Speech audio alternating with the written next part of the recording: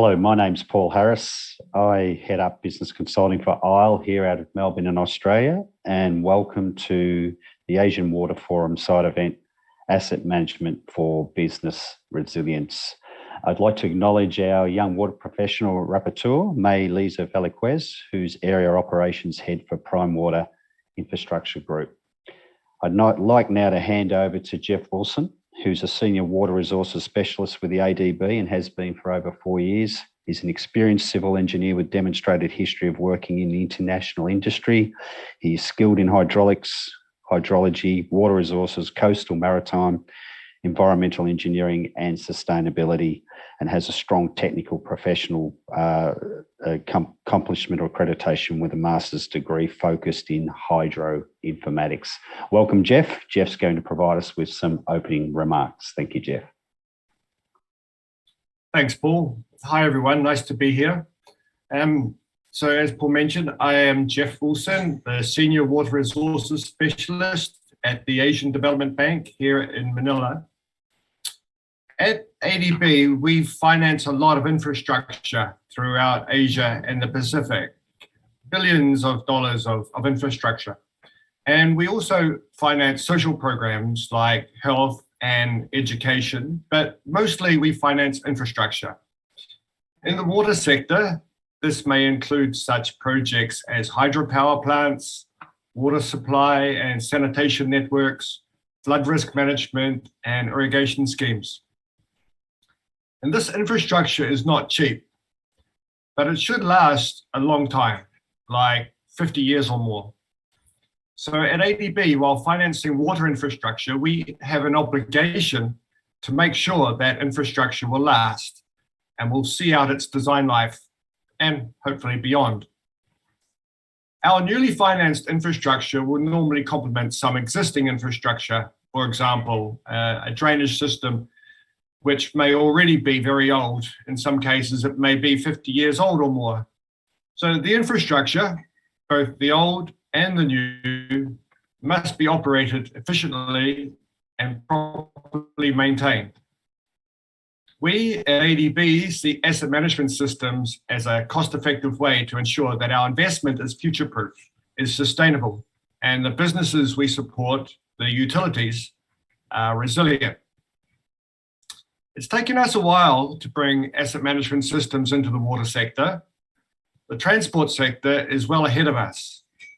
And in the water sector, perhaps water supply is leading the way, but sanitation, flood risk management, and irrigation need to catch up. So I see asset management systems providing unparalleled support to our clients, primarily in two areas: operation, by understanding asset performance,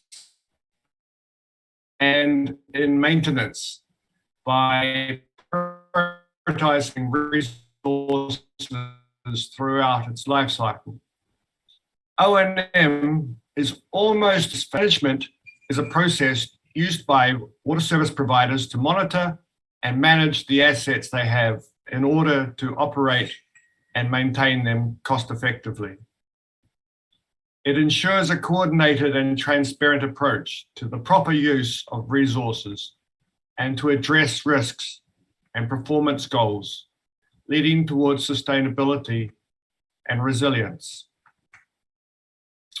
So the first thing, and you'll probably heard this a million times, if you can't measure it, you can't manage it. So to start with, an asset management system is firstly a registry of all the assets you own, where they are, how they're connected to other assets, their condition, their performance, and this should all be wrapped up in some sort of GIS. So once you have your asset registry, there are so many computerized tasks that can be piggybacked. For example, you can view your assets on a map with photos and access this through mobile devices in the field. And these can also be used to directly collect asset data and populate the asset registry. You can create works orders like repairs and scheduled maintenance. You can link to customer requests and integrate with customer requests and complaints. You can link to computerized maintenance management system and other systems like billing and inventory. You can plan your rehabilitation, renewal, and replacement program using a transparent and repeatable approach. You can even connect to real-time data through your SCADA, and you can track meter readings for regulatory compliance, such as pressure and chlorine levels. You can help manage your non-revenue water. And lastly, under the new normal, asset management systems will allow you to work from anywhere. Infrastructure asset management allows you to maintain your assets, increase efficiency, reduce costs, and meet regulatory compliance. And this will allow us, the ADB, to maximize our return on investment. For me, asset management systems are a no-brainer, and I've been advocating their use at ADB for some time now. The last point I'd like to make is about governance. Asset management on its own will provide limited value. Asset management requires strong governance to realize the value of assets over their whole life cycles. Asset managers need to make informed decisions to fulfill their organizational goals, and this requires not only good asset information, but also strong leadership, strong interdepartmental communications, a competent workforce, continual improvement, and an upper management which has fully embraced the asset management philosophy across the full organization. So we have some interesting presentations today, and I hope the interest we are generating is just the beginning. Many thanks. Back to you, Paul. Thank you, Jeff. Thank you for a development bank perspective of asset management. It's very important. Some key words there around future proofing, which I think we all agree is important, and maximising investment. Our first presentation today is called Asset Management and Business Resilience. It will be presented by Farshad Ibrahimi, who is Head of Asset Management at Isle Utilities here out of Melbourne. Farshad's got over 23 years of public and private sector asset management experience in water, transport and energy, and is a well-recognised leader in asset management. He's had global leadership roles in asset management in various international consultancies, and he was program leader for our Water Services Association of Australia Asset Management Customer Value Program in 2020. Over to you, Farshad, and thank you. Thank you very much, Paul, and thank you everyone as presenters and the producer of this program today, and all of the participants of this conference. This is a great opportunity to touch base with you all and speak about the important topic of asset management and its role in business resilience. I do have some placeholder slides which I will share, so hopefully this can help with instigating some of the discussions, but I promise you it won't be death by PowerPoint. So thank you for the introduction. The topics that I do want to touch on is to provide a little bit of a global perspective on topic of asset management, talk about resilience and what that basically means from the business's perspectives and from the perspective of asset management as a discipline, some of the supports and enablers that will make asset management in an organization successful, and also talk about how we apply some of the thinking in asset management to get some real outcomes, and what do we learn from that, and how do we put that back into the value chain to continue to improve. So first and foremost, a bit of a global context around asset management as a discipline. This is a discipline that is rapidly becoming and getting more and more recognition around the globe as a discipline that dictates a lot of the service delivery and business operations across the organization. It is starting to be recognized as not only a standalone discipline, but as a as a means to try and ascertain better business decisions and to try and manage risk at business and at organizational level as well. Jeff pointed out the importance of infrastructure. It is important to recognize that asset management has a direct link with infrastructure planning, irrespective of which jurisdiction or which country we are talking about or we are referring to. And the understanding and support for asset management from country to country, jurisdiction to jurisdiction, currently varies. We've seen quite a lot of variation in the way asset management is being supported from the highest level as policymakers and governments in terms of funding, in terms of resourcing and human resource support as well. And that basically has a lot of reasons for it. In some jurisdictions or countries, because of the fact that asset management has a direct linkage to infrastructure planning, this could be the difference between a government winning or losing an election. So the promises being made around infrastructure improvements, that is both building new infrastructure and maintaining existing infrastructure, and also ensuring that new infrastructure and old infrastructure are in harmony. In other words, the existing infrastructure can help facilitate the growth of those infrastructure that are natural extensions of it, can be quite a huge discussion at policy level, and then obviously has a flow-on effect to the local economies and social well-being as well. I heard in another presentation, and I'm going to quote, that was made by the IAM from the UK, that in some jurisdictions, for example, China, 8% of its GDP is being spent on infrastructure improvement, which is then linked to improved livability, and as a result, it's linkage back to how that infrastructure is being managed and the linkage back to asset management. In other jurisdictions, for example, in the US, only 2% of its GDP is being spent on infrastructure improvement, which is naturally, in that case, you're not able to claim the same level of livability improvement as you would in the case of the China example.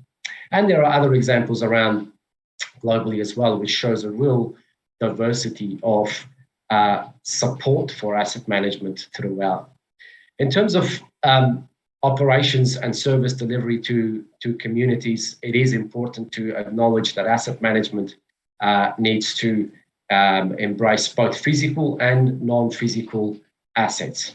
The non-physical assets are just as important and integral to operations and service delivery as physical assets. And traditionally, a lot of the emphasis and a lot of focus has been placed on the physical assets, but we are slowly emerging out of that thinking and out of that culture and starting to recognize that the non-physical assets, for example, data, processes, and policies are just as important as the physical assets themselves in order to provide the right service to customers and communities. So we need to start to build all of that into our thinking, into our policy and planning. Some of the drivers and influences of globally that impact asset management, and you hear a lot about this, are things like climate change, urbanization, and population growth. The one that is most interesting at the moment is the population growth and urbanization. The reason I say that is currently you will all agree that there's a lot of movements happening around the globe. These movements are not just limited from country to country, but there are also movements within each jurisdiction and each country. For example, in Australia, there's a lot of migration occurring within the country where people are shifting from one side of the country to another for affordability purposes. Housing affordability is driving people to shift from one state into another. what that basically does is it stresses one part of the country and its infrastructure compared to another. So when we're talking about the impact of urbanization and the impact of population growth, that growth could be negative growth or positive growth. And in both cases, there's a direct implication back to the way infrastructure is being managed, the way the costs associated with management of that infrastructure, and the kind of management strategies that needs to be applied to contain those situations. So some of these drivers do have real and tangible impacts, and they can, in most cases, also be measured very easily as well, so that we can respond to those influences and drivers. So there's lots that we could talk about in that topic, but one of the things that also becomes quite important in that influence is the role of technology. We cannot overlook the fact that technology has always had an impact in the way asset management has been practiced. And I want to spend a little bit of time on the term technology, because every time we talk about technology, our minds naturally default to information technology, digital technologies, and computer-related technologies. The point I'm trying to make here is, when it comes to asset management, the technology, or the term technology, can be a lot broader than that. We're talking about mechanical technologies. We're talking about combination of processes and systems that can work together to act as technologies. We're talking about transformational and change management technologies that can be applied. We're talking about treatment technologies, and so on and so forth. So it is very important to stay abreast of and understand the technologies that are most relevant to the jurisdictions that we operate in, and to the maturities of the asset management practices that we hold as asset managers and infrastructure owners and managers. So it's important, but we need to go beyond the normal reliance on what is defined and termed as technology as we go around the globe. So there's a lot of different things to consider when you're looking at asset management from a global perspective, and the kind of things that are happening that influence the way asset management is being supported, the way it's being practiced. Let's talk about resilience for a few minutes as well. I think this is a topic that attracts a lot of interest and a lot of discussion globally from all sorts of angles. If we focus on the angle from an asset management point of view, a lot of the times it is defined, or resilience is defined in the asset management sense, as the manner in which we minimize disturbance to service, and the manner in which we restore service in a minimum amount of time and with minimal disruption as possible. And that is all legitimate. And I think a lot of organizations and asset owners who have been around for a while have got that very well progressed. A lot of work has been done on resilience. There's a lot of resilience planning going on around the globe, and it's working very well. The point that we need to be mindful of is a lot of that is to do with operational resilience. And operational resilience is all about restoring service. It's all about minimizing customer disturbance, and so on and so forth. The aspect that we also need to pay attention to is business resilience. And when we're talking about business resilience and shifting our mind to that, we also need to embrace how, as organizations, we can tap into the ecosystem of our suppliers, our partners, contractors, community, and everybody else in the value chain, and how we can amalgamate and integrate with them in terms of relationship building, in terms of a harmonization of our systems, and so on and so forth, and being adaptable to change as a result of being more resilient is then becoming quite important under that mindset. One of those adaptabilities was highlighted to all of us with the recent pandemic. A very primitive example of some businesses who failed from a business resilient point of view during the pandemic was things as simple as not being able to harmonize their information systems with the health systems within their jurisdictions, and how they could basically push simple messages from their health system through their systems to try and get through the issues that pandemic created. A lot of organizations learned very quickly that for a long time, most of the focus that they had placed on resilience was inwards around operational resilience, and the external focus on being able to integrate with the ecosystem of their partners and even other utility and service providers was where they needed to focus attention on. For example, how do you integrate your service offerings, your systems, your engagement processes with fire and emergency, with health systems, with other utility providers, service providers. For example, if you're in the water sector, how do you engage with and work closely with power, with transport? So if there are situations where there's a catastrophic failure on a water asset, on the same time or on the same day as a catastrophic failure on a power asset, how do you manage that? What sort of havoc does that create from a city or a country perspective? And that is the kind of business resilience mindset we need to shift towards, because all of this is pointing towards how we can then use business resilience as a measure or as a lever to improve and to continue to maintain better service delivery and customer value. And that customer value discussion becomes quite important. And we get approached all the time about how do we actually do that?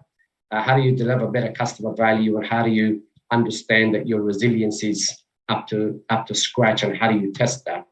One of the methods, and I stress one of the methods, is to engage in benchmarking.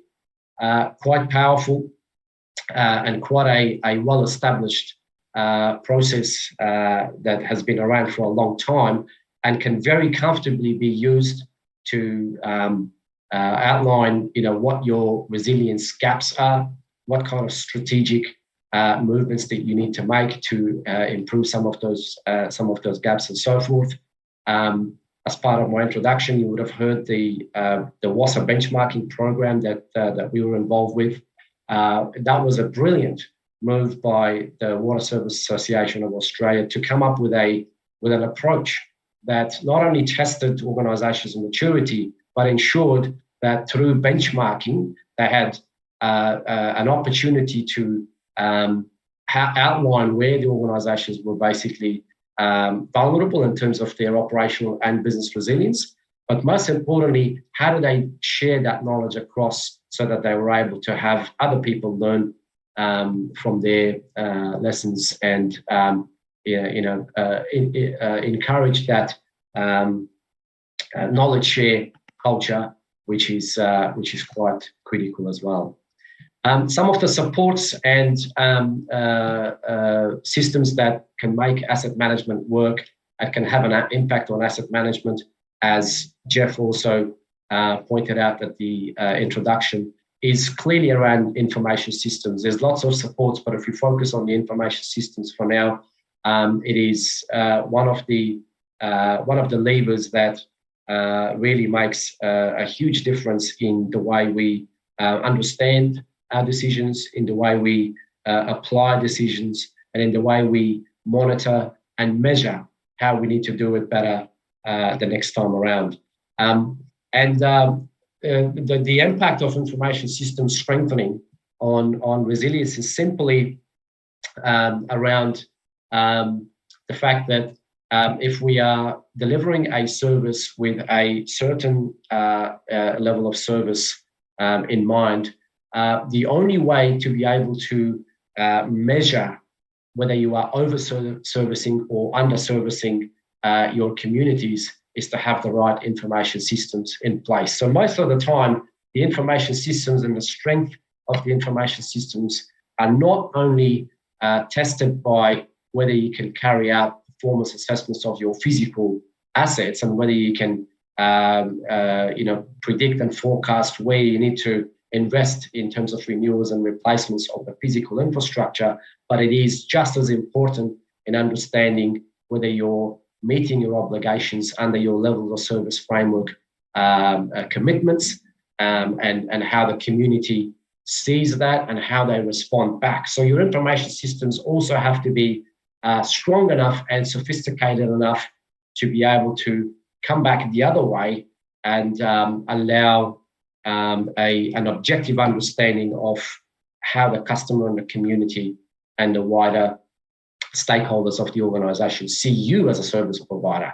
Not only whether you can manage your physical infrastructure to ensure you're getting the right return on investment from your physical assets. So those are the aspects that needs to be thought about when we're talking about development and growth of our information systems to be able to stay more resilient and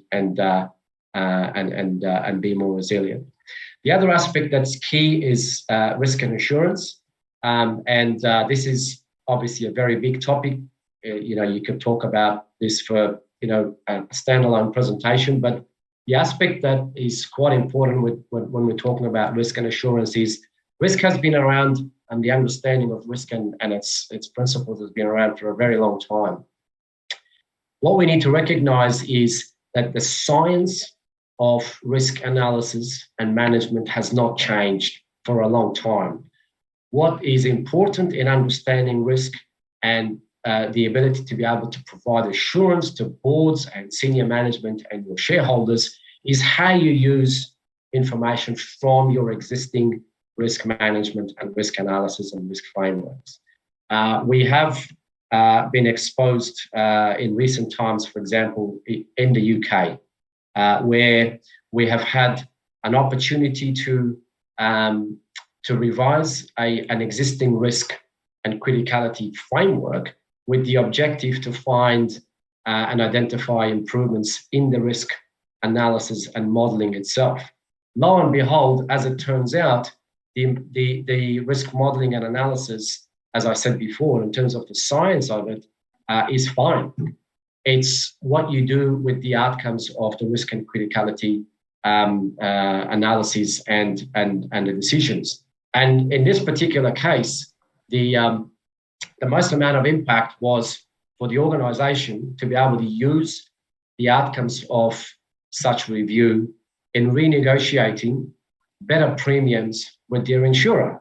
So a lot of the times at a practitioner level, what we fail to do is we fail to communicate with our asset management practitioners as an organisation the implications of what they do at the ground level to the higher level business aspect of what are we insured for, what are our premiums, where would this bite us in the most significant way. And if we can close that gap between our practitioners and our business strategies on managing risk for the wider benefit of the business as well as the wider benefit of the community, then we're actually going a lot forward. We're going through that sort of leap forward of in risk management and assurance. Excuse me, Pasha, probably about a minute to go. I'd say less than a minute if you can, please. Sure. I'm on my last slide.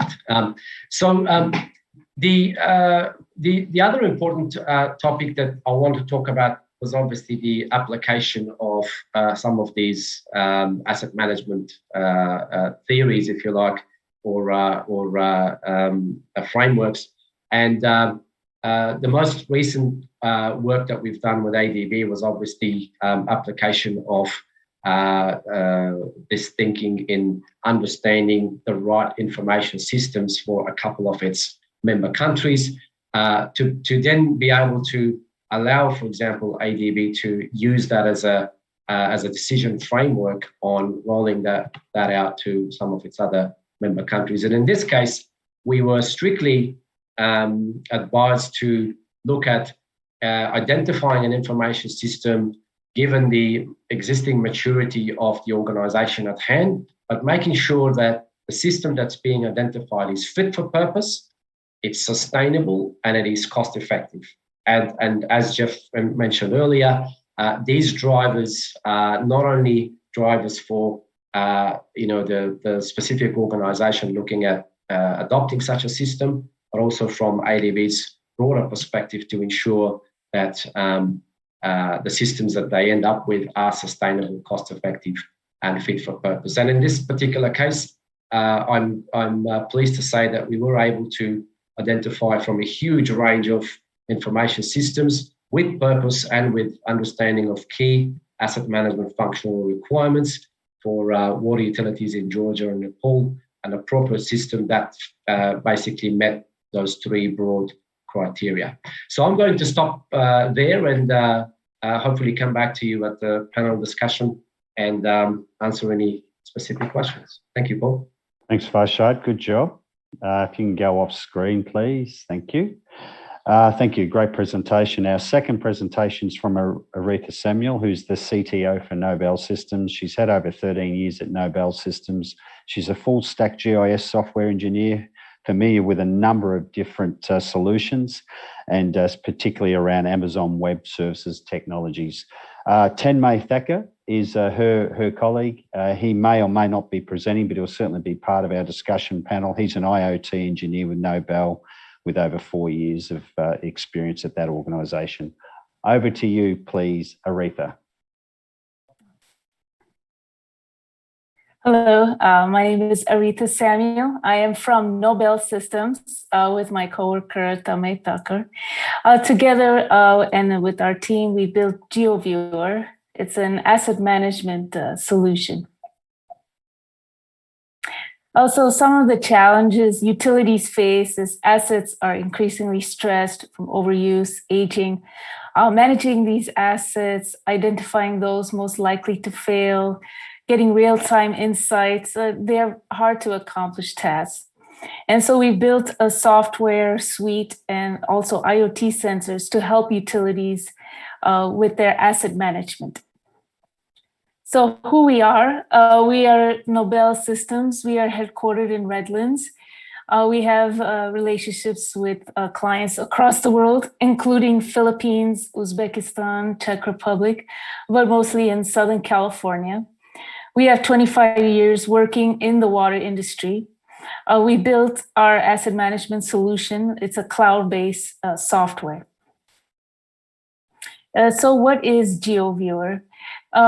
GeoViewer, it comprises of like a web application, a mobile application, and then IoT devices. We utilize water GIS, IoT, and then we help the utility gather maintenance data, real-time inspections, work orders through our app. We also work with hydraulic modelers, and we built a modeling tool, as well as we have built machine learning algorithms that output unique insights of your system. So the first step in building the asset management solution for a utility is to create the GIS. So first, we digitize the parcels using aerials. We give tablets to the field crew. So this is someone in Jizak in Uzbekistan. They're field collecting manholes and valves and hydrants. Then here you could see they've GPS these points across the city of Jizak. Then finally, we create a GIS product, and this data we host on the cloud. And here you can see we've identified the material, we can identify the install age. And so we built the system here and we host it. You could also draw useful reports. Spatially, you could find all of your pipes that are old or with steel pipes or anything. So we could allow the user to draw useful insights. So after we built the GIS, we allow the utility to accomplish preventative maintenance. Preventative maintenance allows the utility to maintain their assets on a schedule, either a yearly schedule, 3-year schedule, weekly, monthly. So with our mobile app, we color code all of our valves red color if it hasn't been inspected within 3 years. If it has, once it's inspected, it's color coded as green. And as they are inspecting these valves, they can flag those assets that need repair, that are inoperable.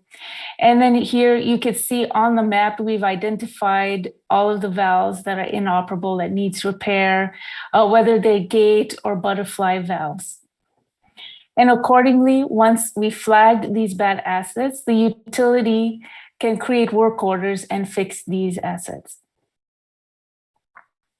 We provide a variety of business reports and business intelligence. We could show all of the valves that need repair.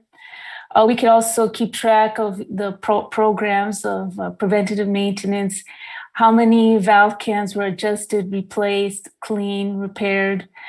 These reports can be customized for each utility. And also, because our app is a mobile app, web app, you can just click on the asset on your system, and then you can get all of the repairs, work orders, the labor cost, the hours, anything you'd like, just by simply accessing it from your phone. We also track NRW water loss. So yes, you can see here where there's a great number of leaks, what type of leak, whether it's a hole in pipe, circular break. So we can draw very useful conclusions from the data that you input through the mobile app. Second, we also install IoT devices. So these IoT devices are installed in the field. It's connected to pressure sensors, and it will output data every 3 seconds. Or we could connect it to water quality sensors, anything you'd like to measure in real time. Here it is more in depth. Here's a picture of the sensor and then our box. And it could be 10 feet underground. Here it's an air release can and powered by solar panels.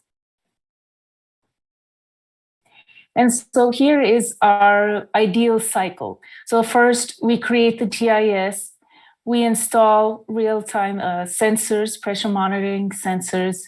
We create then a digital twin. Then we combine all of the preventative maintenance records, the work orders, everything. And then we calculate what assets are most likely to fail. And then accordingly, the utility can plan capital improvement projects. They can remove, replace, and then replace these water pipes, and then they could update the GIS and start the cycle again. So here I will show you the digital twin in action. This is from our mobile app. So we're opening the mobile app, and here's our dashboard that the field crew will see from their phone. Here's the GIS, and then here are the IoT, the pressure monitoring devices here we've installed throughout the network. So you can see the current PSI is 100. Just clicking on the device, you can get the readings in real time across a day, week, a month, a year. So now, say somebody sheared a hydrant, they ran through a hydrant, there's a critical drop in pressure. A work order will be created, and the team will be sent to that location. So here, there's a work order is created. They could drive to that location. And then once they're at that location, they can update the work order with labor, material, and equipment costs. Then what we do, we create like a machine learning module. We pass in maintenance data, IoT data, GIS data, soil data, all types of data into this model, and it will predict what pipes are most likely to fail. Here, when I click on this green area, we see these are the pipes that are most likely to fail. This is because the pipe has a history of leaks. It's installed in 1950.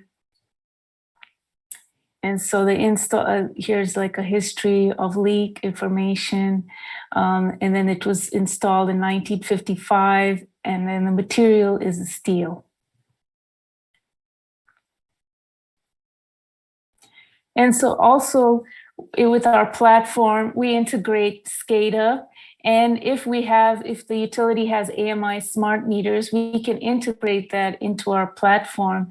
And so GeoView can analyze this data and calculate what is the production, the daily production and daily consumption, and what is an approximate water loss. And here you could see trends. You could see the daily consumption pattern, how the consumption changes every day. And then here you can see customers where their water consumption is highest. So we combine all of these statistics and we develop something that has a spatial analysis. So you can see it spatially on the map. Just probably about a minute, please, Aretha, if Okay. you can. Thank you. Okay.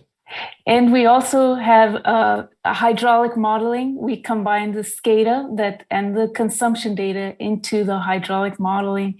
And so here you could see how the system operates, the pressures operate daily. You can run mainline shutdowns, change the demand, and see the flows. So GeoViewer, it answers key questions. What is the current state of my assets? Preventative maintenance and GIS collection will allow the utility to know information about these assets. Through GeoViewer, through using our applications, we can display cost of repairs, assets likely to fail. Through hydraulic modeling, we can know how urbanization, climate change, impacts operational activities. How does the production versus consumption patterns change? How does the flow change? So using our software, you can get useful analytics. And for more information, feel free to contact us. Here's our website, nobel-systems.com. If you have any more questions and more, any questions that you have. Thank you, Aretha. That was great. Really spot on time. I'm assuming, turning to Yang, that all of these presentations will be put on a portal for all of the participants. So that was fantastic. Hopefully there'll be a few questions for you in the session in a moment. Thank you. Great job. If you can go off share screen, Sure. Please. Thank you. Our final speaker is Fuad Bakri. And his presentation is on using asset management to underpin the resilience of an Asian water utility. He is the head of asset management and was a civil engineer who joined Johor State Water Utility in 2000 in Malaysia, and then was part of Ranhill SAJ, which was formed in 2009. He's led the focus on collecting data for CapEx planning and non-revenue water management, and importantly, customer management. His focus remains on modernising operations and asset management. Over to you, Fawad. Thank you. Thank you.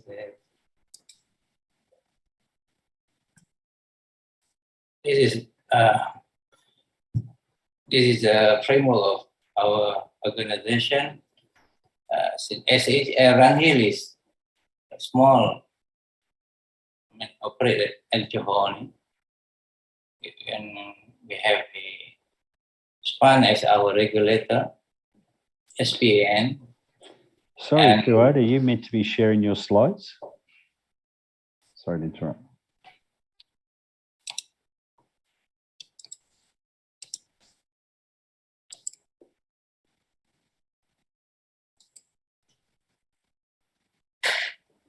Maybe our producer can help pull it up.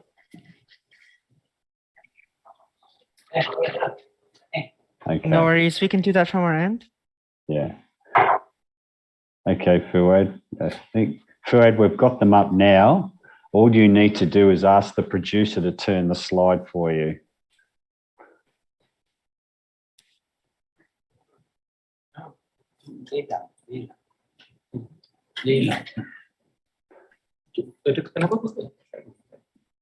Can you see the slide, Fuad? You should be able to see it up now.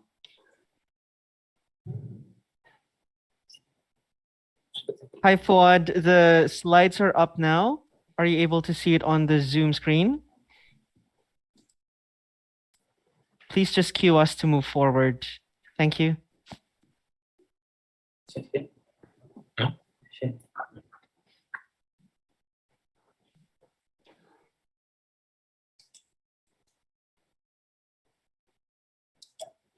Online tengah buat sini.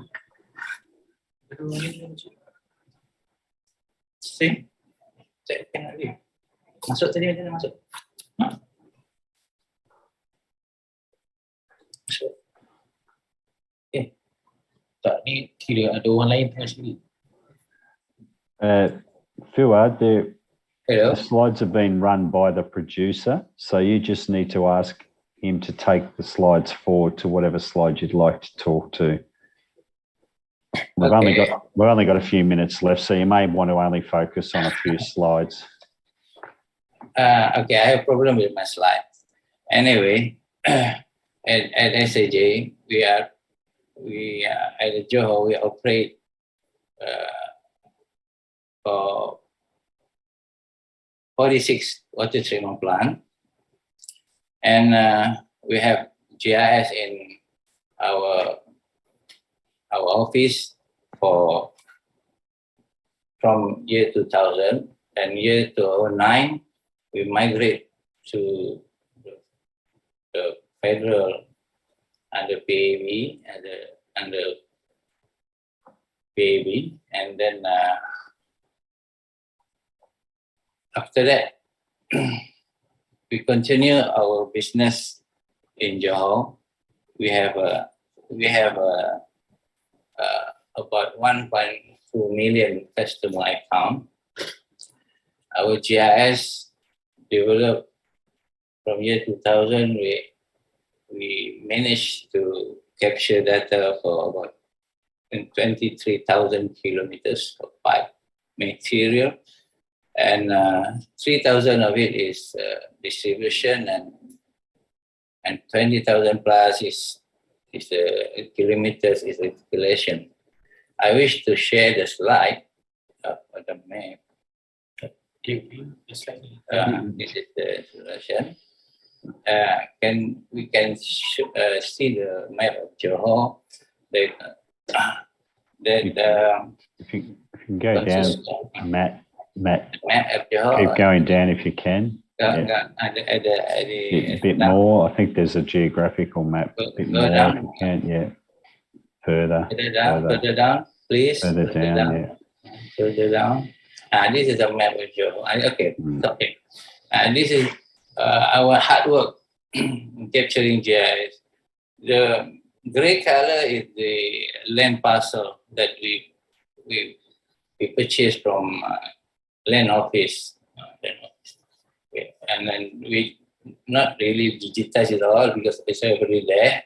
Only the new development, we have to do the secondary digitizing. We use the old method of digitizing. The blue color is, I told you, the reticulation pipes, and the red and the color is the distribution, and the green is somewhere from the source. Our strength stuff is about 2,200, and we manage 46 treatment plants, so on, so on.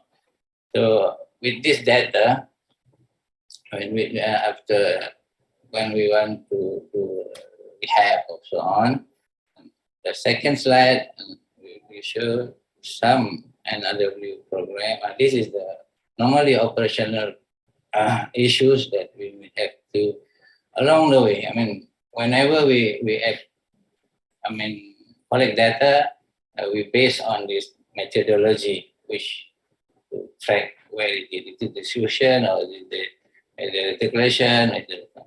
So most of the time we have this issue: raw water, unplanned shutdown, planned shutdown, emergency recovery at certain, and so new connection and so on. Okay, and we'll go for the second.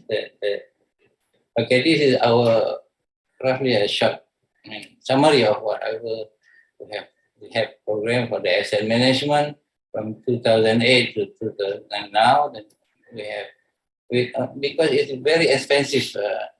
We focus on SAC pipe, the old pipe, 30, 40 years old, and we manage only to, replace it 100 to 100 kilometer only, and we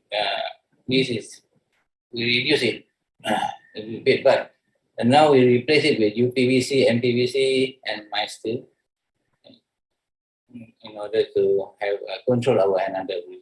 And the second, the another slide. This is the left side. The left is our GIS, where we try to our best to take all our customer billings into the map, into the GIS, in order to manage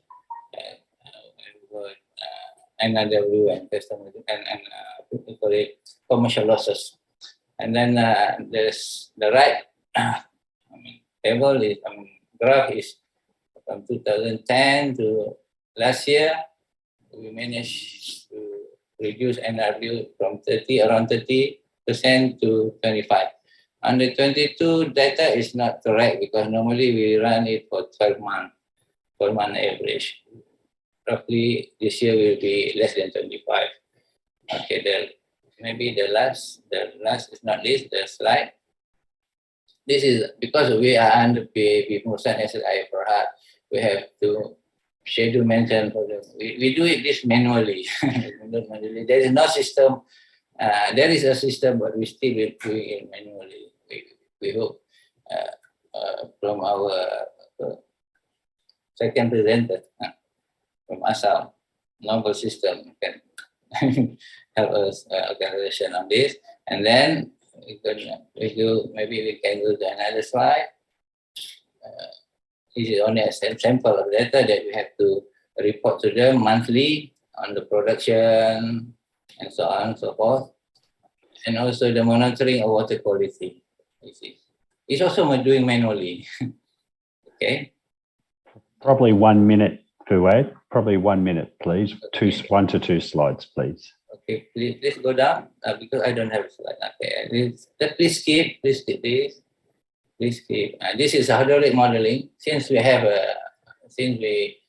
our own GIS, so we can manage our own modeling.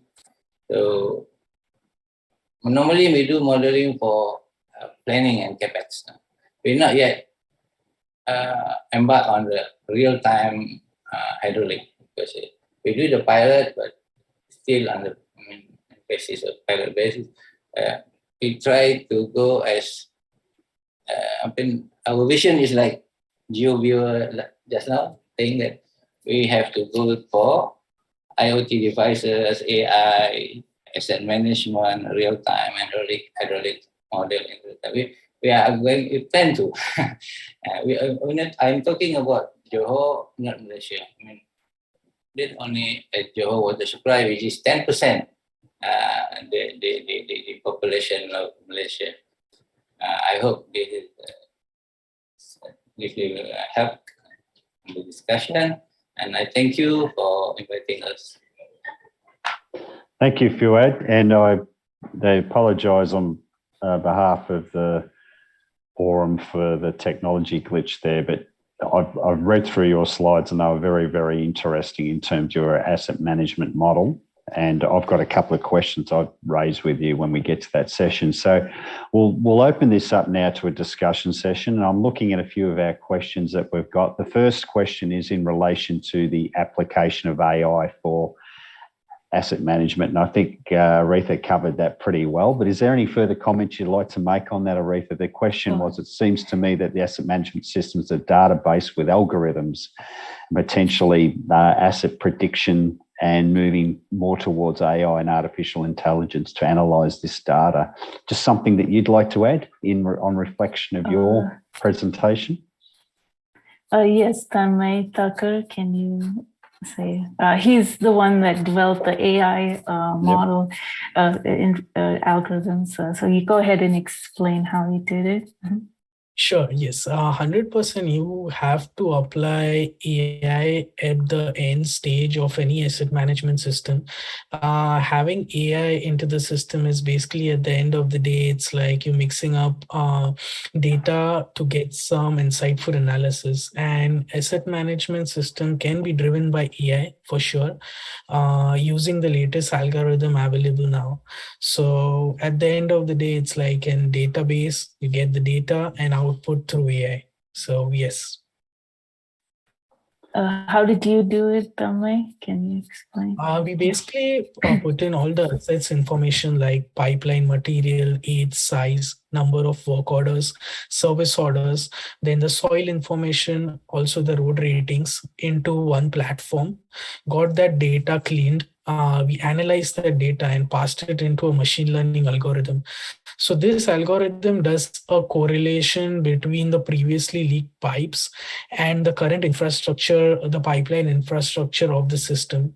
The model gets trained, and at the output you get a probability, a business risk index for each pipeline, explaining you the factors on basis of which factors the pipeline would fail for the next 3 years or 2 years or maybe also a year, depending upon the data. Thank you. Thank you. I know, nice answer. Over to you, Jeff. I know you've got a question. Jeff Wilson from the ADB. No, it's more like a response to this question.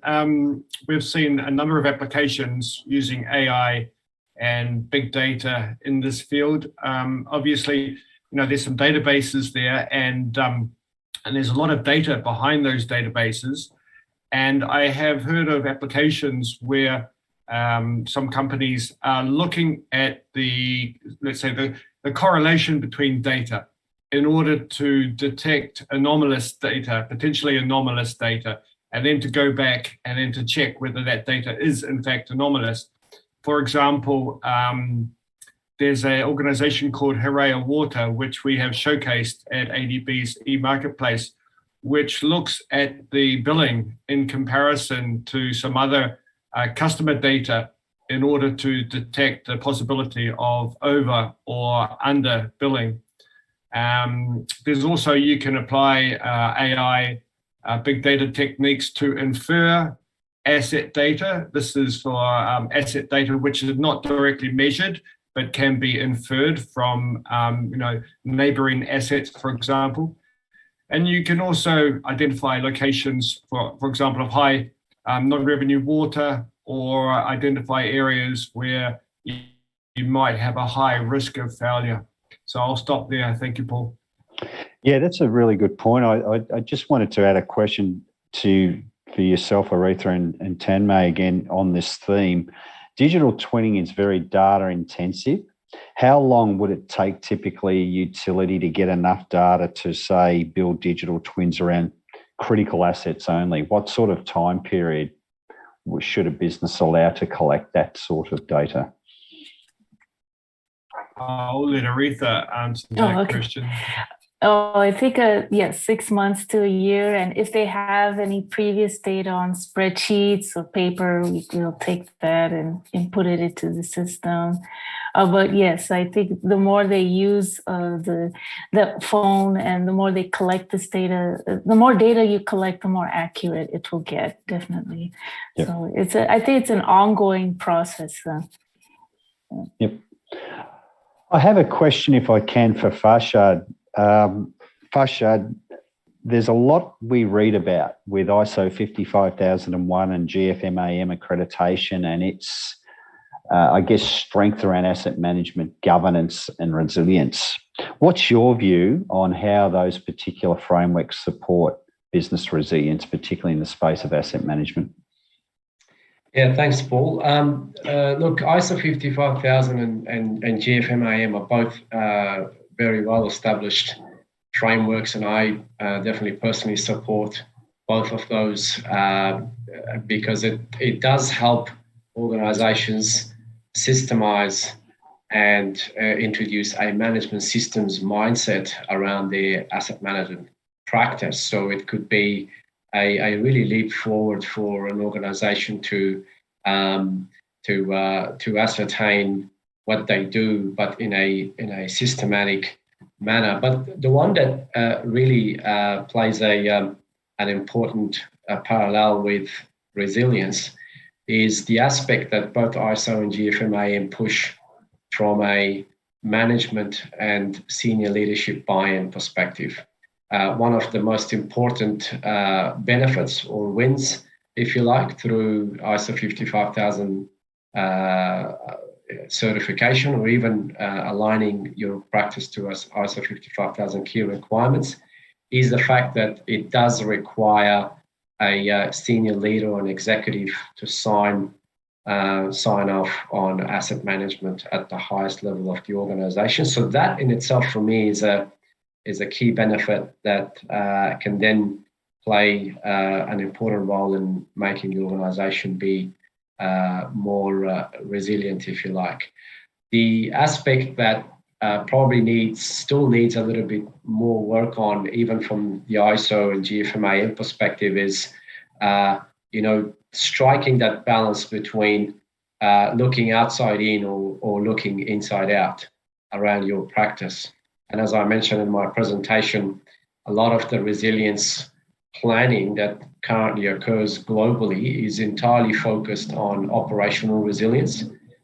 At the business resilience side is slightly undercooked, and there are currently no standards or policies or guidance globally that really encourages organizations to think a little bit wider and outside of their organization to engage with the ecosystem of their suppliers and partners and community. Yeah, and it's a good point. For those of you that are used to working with the ISO framework, it talks a lot about an asset management system, not an asset management IT system, but an asset management business construct with a series of people, process, and strategic elements. And one of the questions we have up here is, what are the constraints to establishing asset management systems in DMCs? I'm not sure about that acronym, but I imagine it's water businesses of some sort. And how do we overcome such constraints? So I wonder if Fuad might ask you that question and then go back to you, Farshad, and see what some of the constraints are around implementing asset management systems in developing member countries, actually. Thanks for that, Yang. How do we overcome such constraints? So we might ask you that question first, Farshad, if I can, please. Okay. I think from my personal experience, one of the key challenges is the support for the discipline of asset management first and foremost. I think the development of an asset management system at first can be quite daunting for an organization to support and invest in, and that could vary from organization to organization in terms of who understands what about asset management. And in my experience, it has come down to that in some instances. The other challenge that often hinders this is the level of documentation that exists within organization around their asset management planning, their strategic asset management plans, and some of the stuff that they do really well. So they understand and they operate with a lot of maturity, and the day in, day out business gets carried forward very well. But when it comes to engaging in development of an AMS under an ISO 55000 type framework, there is a little bit of anxiety because of the lack of documentation. So that level of preparation, in my opinion, is a must, and there is a transition period between where an organization currently is in terms of its maturity to before they can actually get ISO ready, if you like, ISO 55000 ready. And if they can go through that and close off that transitional period first, and then think about ISO certification, I think that will become a much more efficient and effective process for them, rather than jumping straight into ISO certification and then going backwards and working out what it is that they need. So basic information I glean from that is things like an asset management policy and an asset management plan as a start point, rather than getting too deep into asset management process. And a strategic asset management plan, a SAM. Yeah. Jeff, I know that you wanted to add something to this, so what would you like to say? Yeah, thanks, Paul. The constraints, it's particularly with ADB's developing member countries, there are constraints, and we need to recognize these because we need to address them.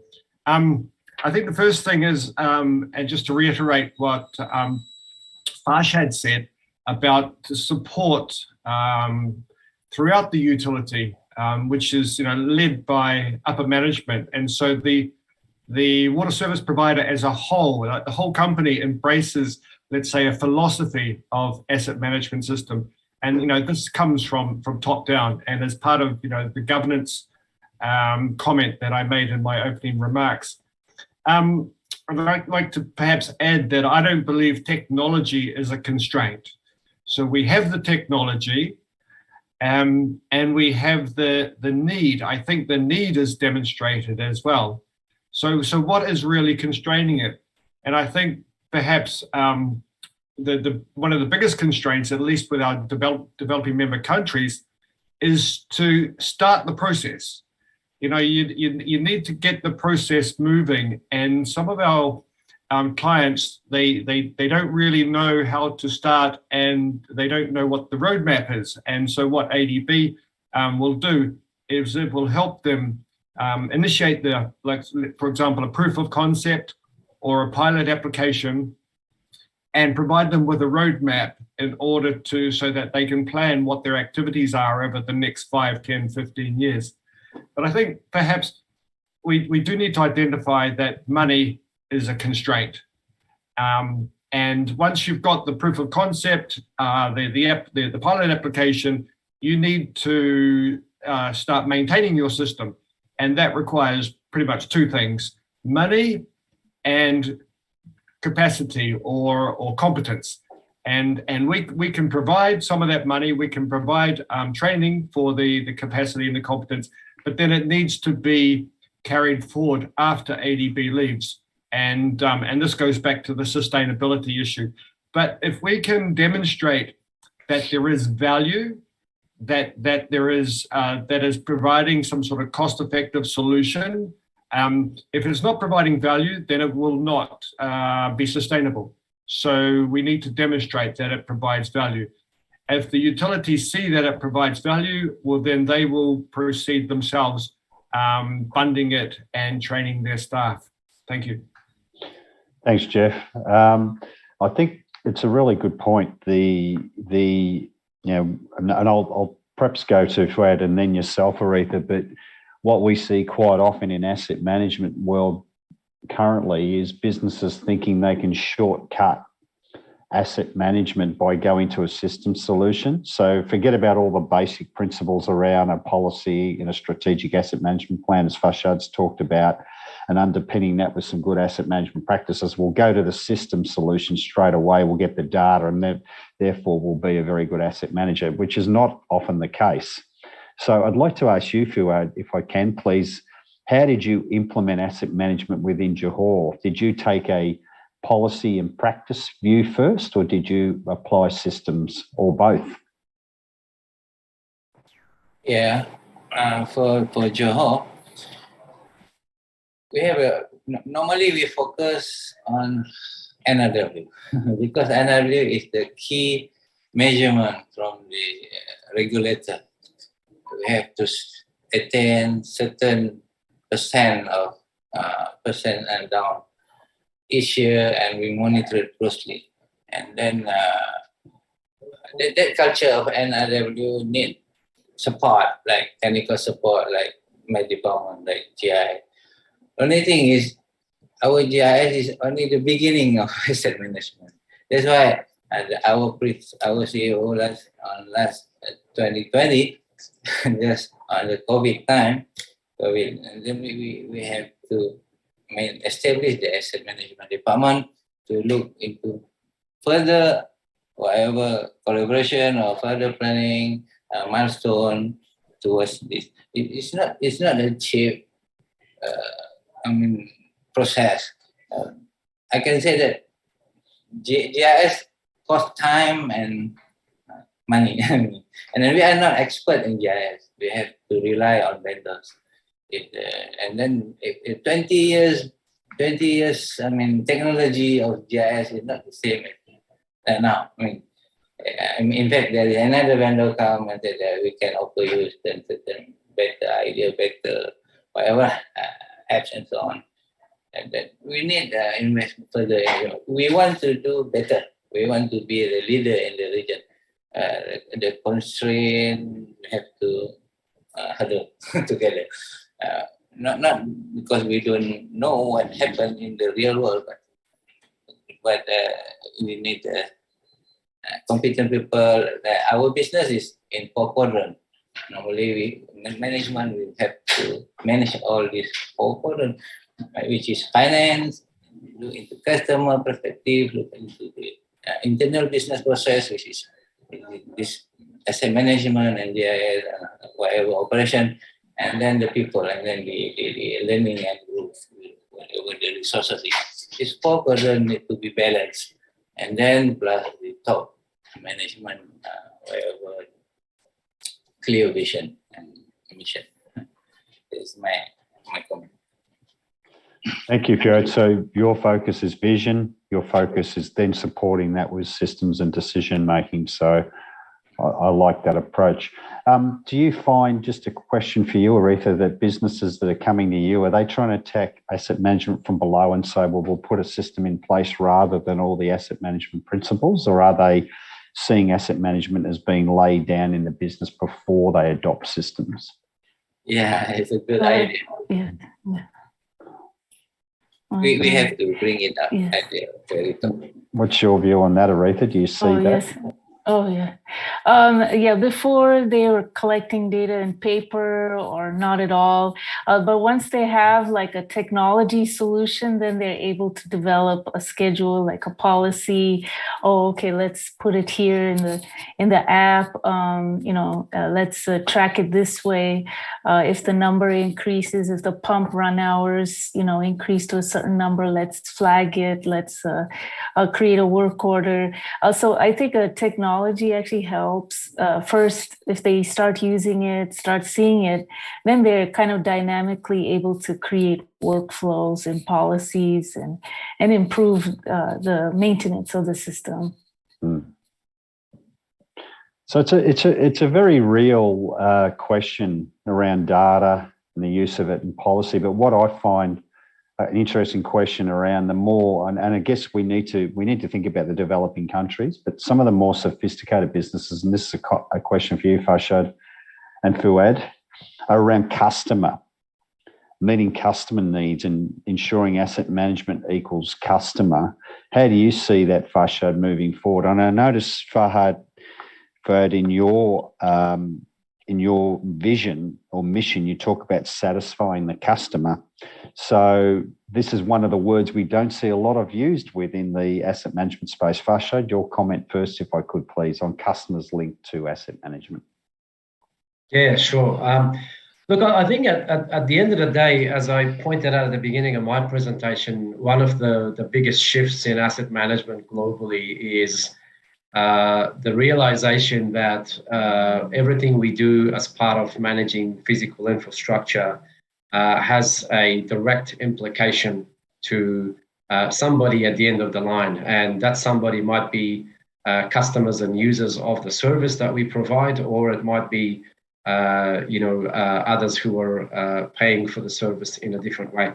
So the customers is obviously a very important part of the equation, and understanding the customer system of values, what do they value, and building that into your asset management planning and ensuring you have the right strategies to deliver on that value is what is really one of the main focus of the water sector as we're evolving at the moment. That in the past has been a little bit slower than it is now, and that's because we didn't have the right technologies and information systems to capture customers' views of what they value and what sort of service they require. But with the current state of technology globally, where our customers are becoming smarter, our boards and management of organizations have got a lot more access to information at their fingertips. So we are very easily able to determine and analyze what is required from a service and then respond to it because we have the smart technologies and digital technologies. But moving away from the technology side of it, from a policy and planning perspective, it is absolutely vital that customer value and expectations of what they're paying for a service is well and truly ingrained at that policy and strategy level. Any comments from you, Fuad, given your strong statement around satisfying the customer in your mission? How does asset management link to that? Of course, customer is number one. Whatever they complain to the government. On that score, we also have a new department called customer relationship. Last time we have an info center where we receive call, but in order to process it, to open the job and to close the job, we need another process in the customer relation, so that they keep informed what is going on. We did the plan job, we did the emergency job, we did because of certain third party, whatever, intrusions on. So customer and our perspective in Johor, we supply 99.8% to the rural and then 100% to the township, whatever urban area. So there is no problem for the customer to pay. Even the tariff is much lower. I mean, comparable. you can pay it. You can spend about per household average about 30 to 40 ringgit, Malaysian ringgit. So in terms of utility wise, it is the cheapest among, if you compare to your telephone, cell phone, or your TV network. So this is not a problem. Customer, only thing we hear and we try to not only promise, but the water supply might be 24 hours available. Pressure is good enough, 1 bar, 2 bar, and then there's no interruption, and that people willing to pay whatever whatever we bill to them, as long as there is no interruption. In Johor, there's no problem.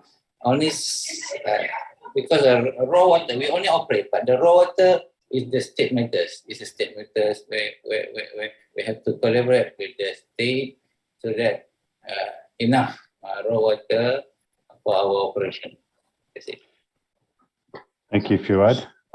We've only got a few minutes left, probably about 4 to 5 minutes left of discussion. I'd like to go around, if I can, please, each of the panelists and ask you to, in your view, nominate what are the 3 most important steps for a developing country utility to adopt in order to embark on their asset management journey. What are those 3 key steps? I might start with you, Jeff, and I imagine you might talk about finance, but what do you see as panelists are the 3 important things a developing country water utility should do in order to progress their asset management journey? Yeah, thanks, Paul.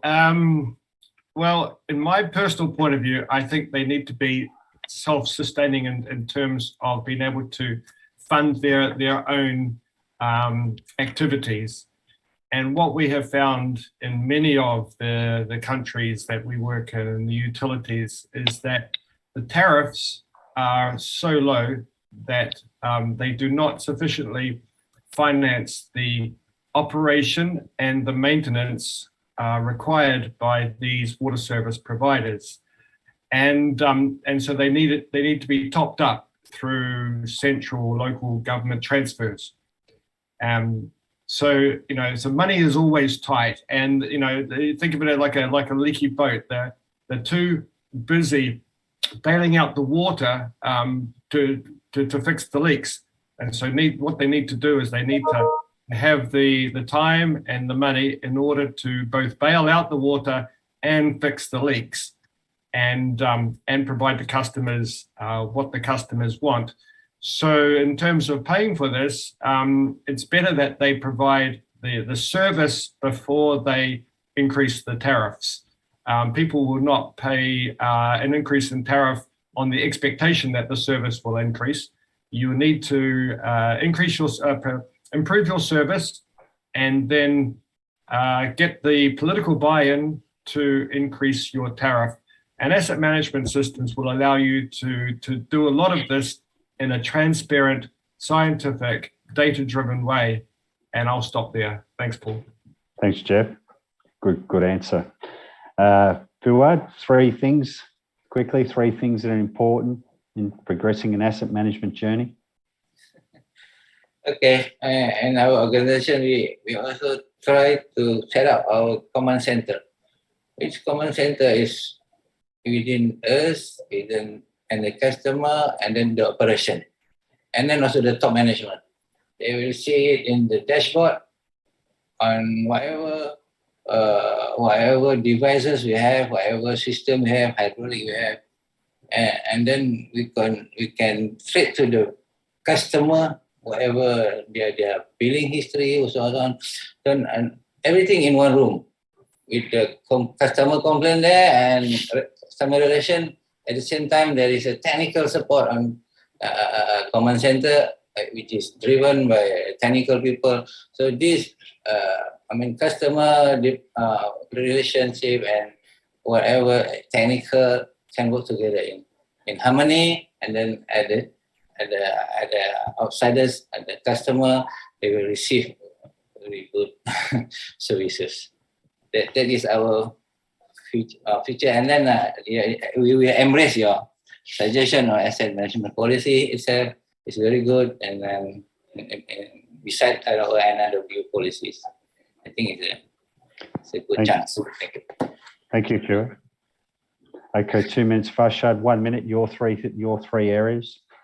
I think moving away from a compliance culture and mindset is quite important.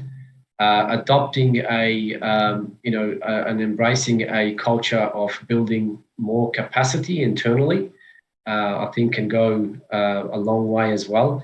And starting to see asset management as a business transformation initiative rather than an information and or reactive strategy transformation. I think for me, those three things should take an organization a long way. Thank you. And your final word from yourself, Aretha. Good answer, Farshad. So yes, I think we need the technology. The utility should buy smartphones and then collect all of their assets first. So GIS is very key, very important. IoT devices are really, really important too. They should install flow meter, pressure monitoring devices across the system. They can see, either drops in pressure or spikes in demand, and accordingly they can plan, their system better. And then, of course, like Fuad said, a customer portal, probably creating like a customer portal app for the residents to, call in for their complaints would be useful. So I think investing in smartphones and IoT devices in a software solution is very key. Spoken like a true technology professional, Aretha. Thank you. Well, we're pretty close to the end. I apologise. We did have a couple of questions on best practices around the asset management existing dam projects, and also a question around best practices in terms of irrigation rehabilitation and modernisation. I guess they're reasonably specific asset management questions. I'm sure. I'm imagining, Yang, the panel email addresses are available for these particular questions to be either answered now or later on by contact to the actual panel members. How do you see that? Yes, we also encourage our participants to message our speakers directly through the AWF platform. Okay.